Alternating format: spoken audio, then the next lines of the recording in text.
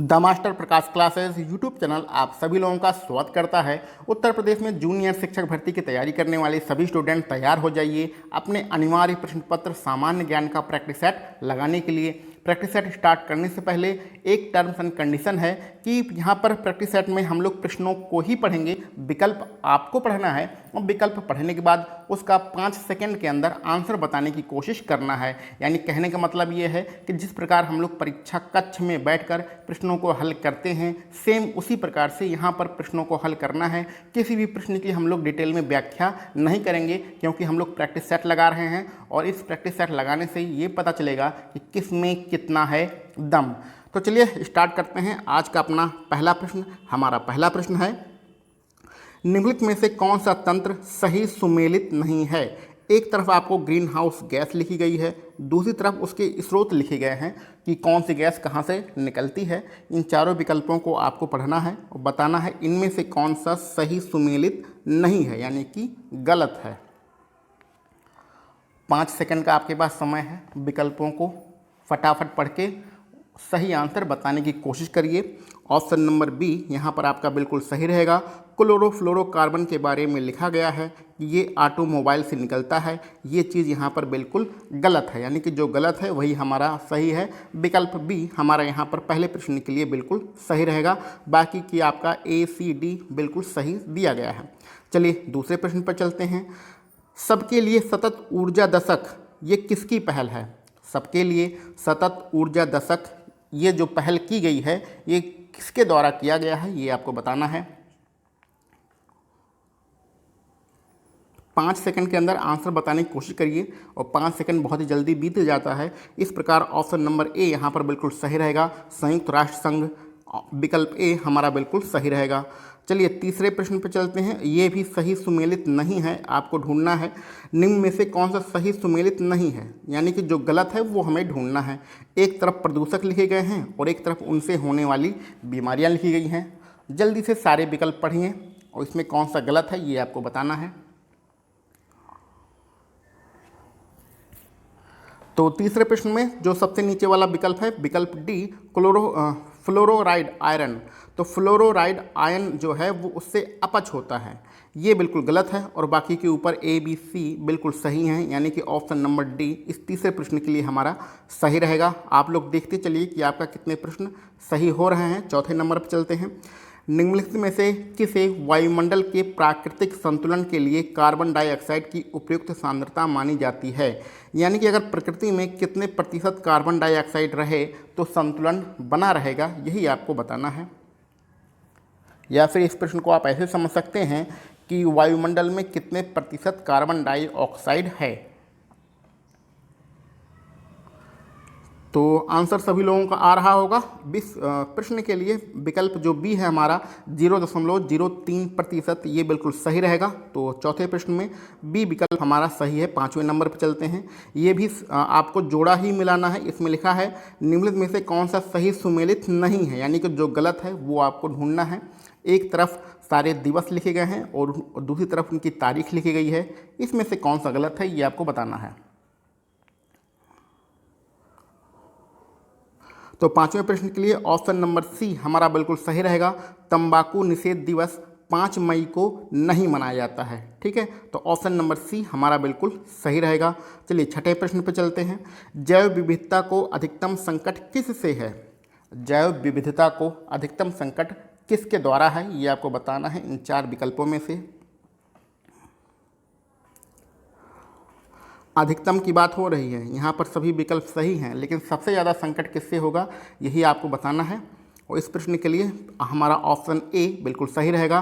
प्राकृतिक निवास एवं वनस्पतियों के विनाश से जैव विविधता नष्ट हो जाती है, वो हमारा अधिकतम संकट होता है। बाकी के तो सभी विकल्प हमारे सही हैं। आगे बढ़ते हैं। प्रकाश वोल्टीय सेल होते हैं, तो प्रकाश वोल्टीय सेल क्या होते हैं ये आपको बताना है। 7 नंबर के लिए विकल्प ए हमारा बिल्कुल सही रहेगा। प्रकाश वोल्टीय सेल जो है वो सौर सेल होते हैं। 8वें नंबर में भी सूची दी गई है, इसको एडजस्ट करना पड़ेगा, तो 1 मिनट का समय दीजिए। इसको पहले हम लोग एडजस्ट कर लेते हैं, उसके बाद इसको सॉल्व करते हैं। चलिए ये एडजस्ट नहीं होगा तो इसको पहले हम लोग यहीं पर सॉल्व कर लेते हैं, बाद में हम लोग क्या करेंगे, इसका कौन सा आंसर सही होगा वो ढूंढ लेंगे। ठीक है, एक तरफ क्या दिया गया है, आपके सारे कल्चर दिए गए हैं, दूसरी तरफ उनकी सूची दी गई है, तो आपको मिलाना है कि किससे क्या होता है। चलिए यहीं पर हम लोग सॉल्व कर लेते हैं। जो हमारा विटीकल्चर है, विटीकल्चर क्या कहलाता है भैया, विटीकल्चर अंगूर वाली खेती कहलाती है, तो अंगूर की खेती को हम लोग विटीकल्चर कहते हैं। जो हमारा बेजीकल्चर है, अब यहाँ पर गलती मत करिएगा, बेजी मतलब वेजिटेबल्स और वेजिटेबल्स मतलब सब्जी, विकल्प ए को मिला दिया तो ये बिल्कुल गलत हो जाएगा। बेजीकल्चर हमारा कहलाता है वृक्षों की खेती, ये तीसरा वाला सही रहेगा। पिसीकल्चर सब लोग जानते हैं, मछली उत्पादन को ही हम लोग पिसीकल्चर कहते हैं। और ओलेरी कल्चर हमारा होता है सब्जियों की खेती। इस प्रकार 4 3 2 1 ये हमारा बिल्कुल सही रहेगा। 4 3 2 1 कहाँ पर है, 4 3 2 1 आपके विकल्प इस बी में है, इस प्रकार विकल्प बी हमारा बिल्कुल सही रहेगा। क्लियर। चलिए आगे पढ़ते हैं अपने 9वें नंबर के प्रश्न पर। कुछ प्रश्न बड़े छोटे हो जाते हैं, उन्हें सेट करना पड़ता है, तो 1 मिनट का हमें यहाँ पर आप समझ लीजिए। 9वें नंबर के प्रश्न में लिखा गया है कि विटामिन ई का महत्वपूर्ण स्रोत कौन सा है। तो विटामिन ए इन 4 विकल्पों में से किससे प्राप्त होता है, ये आपको बताना है। तो आंसर सभी लोगों का जाना चाहिए, विकल्प सी यहाँ पर बिल्कुल सही रहेगा। गेहूं अंकुर का तेल, जो अंकुरित गेहूं होता है, अगर हम लोग उसका तेल बनाएं या अंकुरित गेहूं का ही यूज करें तो उससे विटामिन सी सर्वाधिक मात्रा में प्राप्त होता है। इन 4 विकल्पों में से आपको बताना है। ठीक है, आगे बढ़ते हैं अपने 10वें नंबर के प्रश्न पर। मलेरिया रोग की प्रभावी औषधि कुनैन का निष्कर्षण किससे किया जाता है, यानी कि जो मलेरिया रोग है उसमें जो दवाई है कुनैन, वो कहाँ से बनाई जाती है, ये आपको बताना है। तो 10वें प्रश्न का आपका बी नंबर का विकल्प बिल्कुल सही रहेगा। सिनकोना जो पेड़ होता है उसी की छाल से कुनैन गोली बनाई जाती है। चलिए 11वें नंबर पे चलते हैं। निम्नलिखित में से किस युग में सही सुमेलित नहीं है, इसमें भी आपको गलत वाला ही ढूंढना है। तो 11वें प्रश्न में एक तरफ सारे विटामिन आपके दिए गए हैं और दूसरी तरफ उनके रोग दिए गए हैं, इसमें से कौन सा गलत है ये आपको बताना है। तो 11वें प्रश्न में विटामिन विकल्प सी के बारे में जो लिखा गया है कि विटामिन ई से वर्णांधता होता है, ये आपका बिल्कुल गलत है। बाकी के आपके 3 विकल्प यहाँ पर बिल्कुल सही हैं। तो 11वें प्रश्न में विकल्प सी हमारा बिल्कुल सही रहेगा। चलिए 12वें नंबर पर चलते हैं।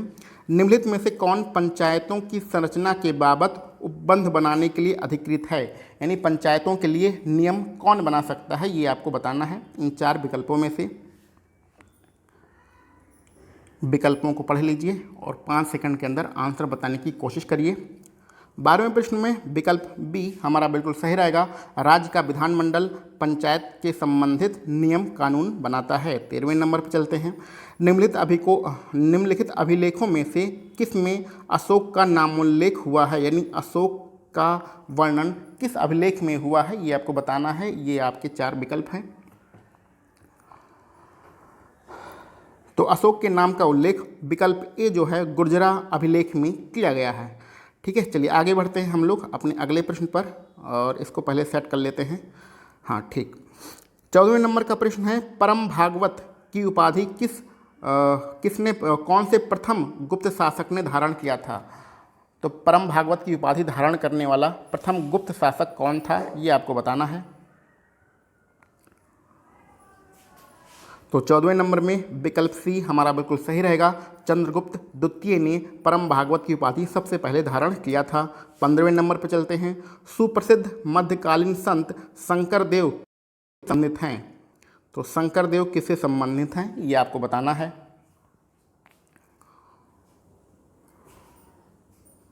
15वें प्रश्न में विकल्प बी आपका बिल्कुल सही रहेगा। वैष्णव संप्रदाय से जो मध्यकालीन संत हैं शंकरदेव, ये संबंधित हैं। आगे बढ़ते हैं।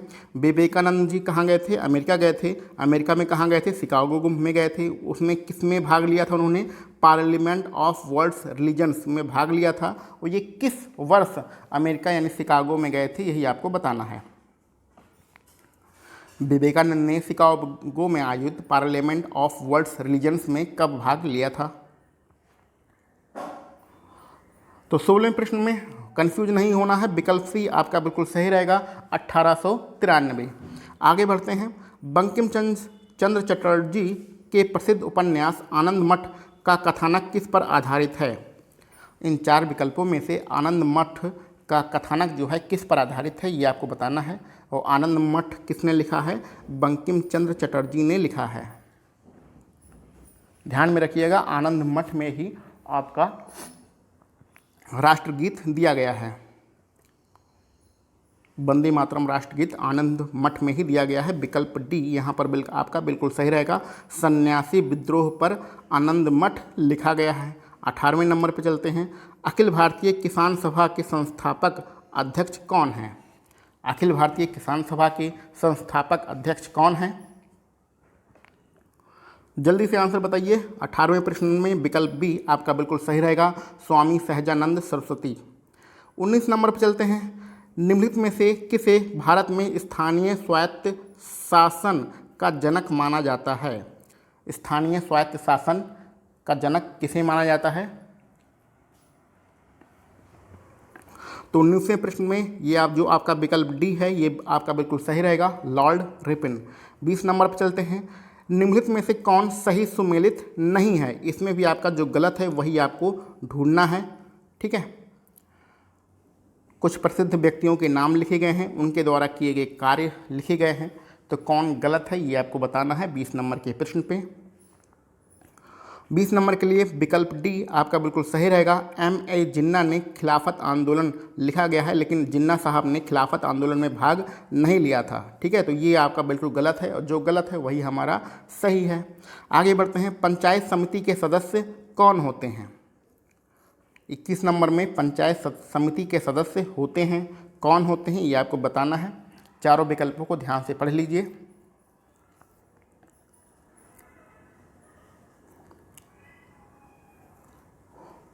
तो इस प्रश्न के लिए 21 नंबर के लिए विकल्प सी आपका बिल्कुल सही रहेगा, प्रत्यक्ष रूप से जनता द्वारा निर्वाचित किए जाते हैं। तो पंचायत समिति के जो सदस्य होते हैं प्रत्यक्ष रूप से जनता द्वारा निर्वाचित किए जाते हैं। विकल्प सी हमारा बिल्कुल सही रहेगा। 22 नंबर के प्रश्न पर चलते हैं। अनुपातित प्रतिनिधित्व की व्यवस्था निर्वाचन क्रिया प्रणाली के रूप में सुनिश्चित करती है। तो किस प्रकार के निर्वाचन को सुनिश्चित करती है अनुपातित प्रतिनिधित्व, यही आपको बताना है। विकल्पों को ध्यान से पढ़िए और जल्दी आंसर बताने की कोशिश करिए। 22वें प्रश्न में विकल्प डी आपका बिल्कुल सही रहेगा, अल्पसंख्यकों के प्रतिनिधित्व को अनुपातित प्रतिनिधित्व की जो प्रणाली होती है वो सुनिश्चित करती है। आगे बढ़ते हैं अपने 23 नंबर के प्रश्न पर।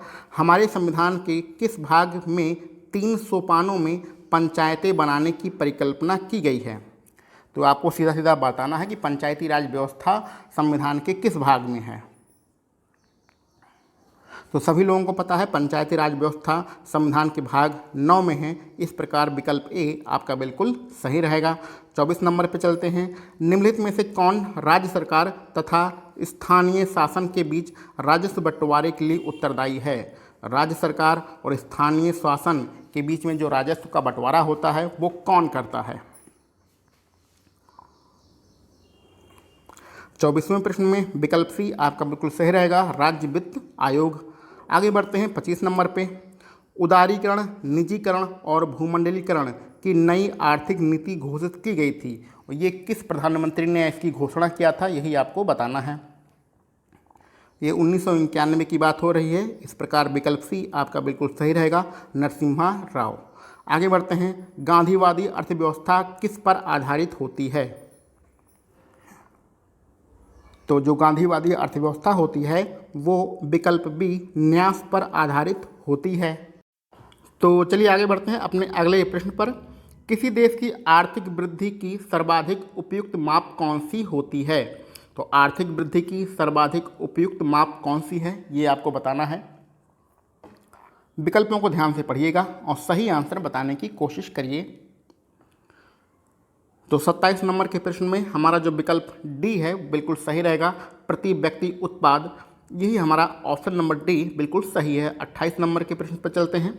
निम्नलिखित में से भारत में निम्नलिखित में से किस राज्य में नगरीय घनत्व सर्वाधिक है? तो नगरीय घनत्व के बारे में बताना है। 2011 की जनगणना के अनुसार किस राज्य में सर्वाधिक है? ये जो 4 विकल्प दिए गए हैं इन्हीं में से आपको बताना है। तो गलत आंसर मत दीजिएगा, विकल्प डी आपका बिल्कुल सही रहेगा, पश्चिमी बंगाल। ठीक है, आगे बढ़ते हैं अपने 29 नंबर के प्रश्न पर। निम्नलिखित संघ शासित राज्यों में स्त्री साक्षरता 2011 के जनगणना के अनुसार उच्चतम है। तो स्त्री साक्षरता 2011 की जनगणना के अनुसार किस संघ शासित क्षेत्र में सबसे ज़्यादा है, ये आपको बताना है। नीचे आपके 4 विकल्प दिए गए हैं। तो 29 नंबर के प्रश्न में विकल्प डी आपका बिल्कुल सही रहेगा, लक्षद्वीप। आगे बढ़ते हैं 30 नंबर पर। राम सेतु, जिसको हम लोग आदम का पुल भी कहते हैं, कहाँ से शुरू होता है? तो इसका जो विकल्प ए है बिल्कुल सही रहेगा, राम सेतु धनुषकोटी से प्रारंभ हो जाता है। आगे बढ़ते हैं, संसार का सर्वाधिक जनसंख्या वाला मरुस्थल कौन सा है? तो संसार का सर्वाधिक जनसंख्या वाला मरुस्थल आपको बताना है, सबसे बड़ा मरुस्थल नहीं बताना है। तो 31 प्रश्न के लिए विकल्प सी आपका बिल्कुल सही रहेगा, थार मरुस्थल जो कि भारत में है, वहाँ पर सर्वाधिक जनसंख्या निवास करती है। 32 नंबर के प्रश्न पर चलते हैं। निम्नलिखित में से कौन सही सुमेलित है, यानी कि इसमें जो सही है वो आपको बताना है। एक तरफ झील लिखी गई है और दूसरी तरफ ये झील कहाँ पर है ये लिखा गया है। कौन सा जोड़ा इसमें सही है यही आपको बताना है। तो इन चारों विकल्पों में विकल्प सी आपका बिल्कुल सही रहा है। जो कोलेरू झील है वो आपके आंध्र प्रदेश में है। तो कोलेरू झील कहाँ पर है? आपके आंध्र प्रदेश में है, ये हमारा बिल्कुल सही है। आगे बढ़ते हैं 33 नंबर के प्रश्न पर। निम्नलिखित में से कौन सी खरीफ फसल नहीं है? कौन सी खरीफ की फसल नहीं है ये आपको बताना है इन 4 विकल्पों में। तो भैया विकल्प डी हमारा बिल्कुल सही रहेगा, सरसों खरीफ की फसल नहीं होती है। ठीक है, चलिए आगे बढ़ते हैं अपने 34 नंबर के प्रश्न पर। यदि गरीब शिक्षा तक नहीं पहुंच सकते हैं तो शिक्षा को ही गरीबों तक पहुंचाना होगा, ये किसने कहा था? तो 34वें प्रश्न के लिए विकल्प सी आपका बिल्कुल सही रहेगा, यह विवेकानंद जी ने कहा था। आगे बढ़ते हैं अपने 35 नंबर के प्रश्न पर। भारत के निम्न राज्यों में से किसमें सागौन का वन पाया जाता है? तो सागौन के वन कहाँ पर पाए जाते हैं ये आपको बताना है। तो 35वें प्रश्न के लिए आपका जो ऑप्शन ए है बिल्कुल सही रहेगा, सागौन के वन मध्य प्रदेश में पाए जाते हैं। अब 36 नंबर से हमारे करंट अफेयर्स स्टार्ट होते हैं, तो चलिए इसको हम लोग सॉल्व करते हैं। 23 दिसंबर 2020 को सार्वजनिक क्षेत्र के किस उपक्रम को कॉरपोरेट सामाजिक उत्तरदायित्व के क्षेत्र में प्रतिष्ठित CII-ITC सस्टेनेबिलिटी पुरस्कार 2020 दिया गया है? तो पुरस्कार बहुत लंबा चौड़ा है, आपको बताना है 4 कंपनियों में से किसे यह पुरस्कार दिया गया है, और ये घटना है 23 दिसंबर 2020 की। तो 36वें प्रश्न के लिए विकल्प बी आपका बिल्कुल सही रहेगा, यह पुरस्कार NTPC को दिया गया है। 37 नंबर के प्रश्न पर चलते हैं। दिसंबर 2020 में स्वास्थ्य एवं चिकित्सा के क्षेत्र में सहयोग बढ़ाने हेतु तथा ग्रीन हेल्थ केयर को समर्थन देने हेतु भारत ने किस देश के साथ समझौता ज्ञापन पर साइन किया है? स्वास्थ्य और चिकित्सा के क्षेत्र में सहयोग बढ़ाना है और दिसंबर 2020 की घटना है। किस देश के साथ समझौता किया है? विकल्प आपका डी बिल्कुल सही रहेगा, इजराइल के साथ यह समझौता किया गया है। चलिए आगे बढ़ते हैं अपने 38 नंबर के प्रश्न पर। तो यह भी दिसंबर का ही करंट अफेयर है कि 22 दिसंबर 2020 को चीन ने अपने जिस नए रॉकेट से अंतरिक्ष में 5 उपग्रह लॉन्च किए उसका क्या नाम है? तो भैया इसका नाम है ऑप्शन नंबर सी आपका बिल्कुल सही रहेगा, लॉन्ग मार्च 8 इसका नाम है, लॉन्ग मार्च 8। आगे बढ़ते हैं 39 नंबर के प्रश्न पर। यूनेस्को ने हाल ही में किस देश की हॉकर संस्कृति को मान्यता दी है? तो किस देश की हॉकर संस्कृति को यूनेस्को द्वारा मान्यता प्रदान किया गया है?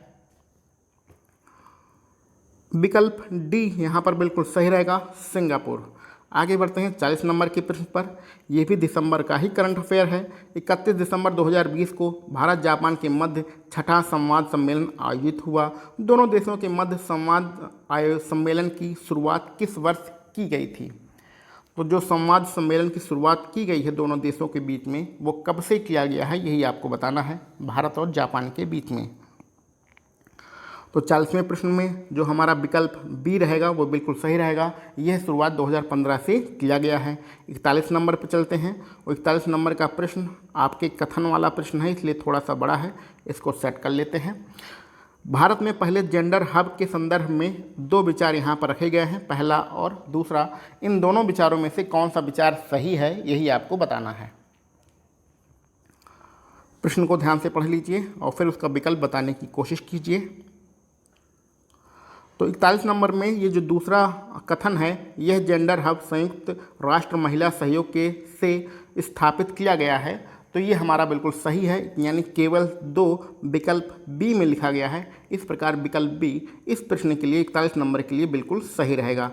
आगे 42 नंबर के प्रश्न से आप देख रहे हैं रीजनिंग के प्रश्न स्टार्ट होते हैं और रीजनिंग के प्रश्नों के लिए आपको बताया गया है कि रीजनिंग के प्रश्नों की हम लोग एक अलग से वीडियो बनाते हैं जिसमें रीजनिंग के प्रश्नों को डिटेल में समझाया जाता है, बताया जाता है और इसको विस्तृत व्याख्या के साथ हम लोग सॉल्व करते हैं। तो इस सारे रीजनिंग के प्रश्नों को हम लोग एक अलग वीडियो में सॉल्व करेंगे। आगे बढ़ते हैं आज के अपने आखिरी प्रश्न पर, और जो कि 50 नंबर का आपका प्रश्न है।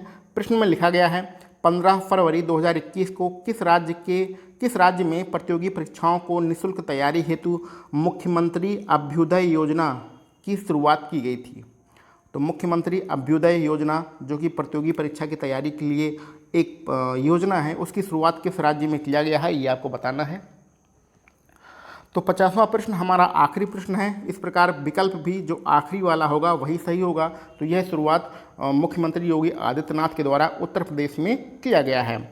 तो टोटल 50 प्रश्नों को हमने यहाँ पर आप सॉल्व किया है सामान्य ज्ञान में, जिसमें रीजनिंग के प्रश्नों को छोड़ दिया गया है। उसकी एक अलग से वीडियो बनाई जाएगी। आपके इन टोटल प्रश्नों में से जितने सॉल्व कराए गए हैं उसमें कितने सही हुए हैं, इसको कमेंट बॉक्स में ज़रूर बताइएगा। इसके अलावा यदि कोई मित्र आपकी इस परीक्षा की तैयारी कर रहे हैं तो उन्हें भी यह वीडियो आप शेयर कर दीजिएगा। तो चलिए मिलते हैं हम लोग अपने अगले किसी प्रैक्टिस सेट के साथ। आप सभी लोगों को वीडियो देखने के लिए बहुत बहुत धन्यवाद।